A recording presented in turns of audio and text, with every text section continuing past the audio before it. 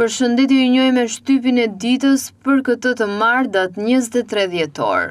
Gazeta Telegraf hapet me lajmin Shqipëria Digjitale lë edhe të sëmurët pa ilaçe. Reforma që mban peng drejtësinë, 8.451 ankesa qytetare dhe 150.000 dosje që kanë zënë pluhur. Vizitë në Puk, mbështetje për zonat malore të vendit, turizmi, bujqësia dhe artizanati, potencial zhvillimi.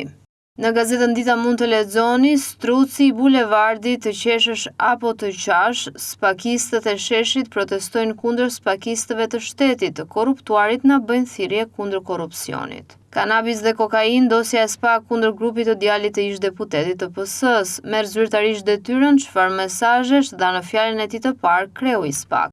Në gazetën Panorama mund të lexoni misioni shkon për te mandateve individuale, Klodian Braho merr drejtimin e SPAK, ligji mbi çdo presion, askush mbi drejtësinë. Tubimi opozitës, ironia e lapajt, Rama nuk rrëzohet me turizëm protestash, e kapsolla duhet rezistencë. Në Panorama Sport mund të lexoni Muçi po jeton ëndrrën, kombëtarja më pranë, diktaturë Dinamos, Partizani do derbin, të kuqt kërkojnë të përmbysin statistikat e këtij sezoni. Napoli nuk ndalet, mund Bolonjën dhe merr trofeun. Milan i gjen sulmuesin, Fylkryk vishet kuqezi. Tifozët kundër Vinicius largohu nga Reali. Steven Gerrard, Liverpooli e ndihmoi kurdoherë. Motori ilegal i Mercedesit fut Formula 1 në telashe.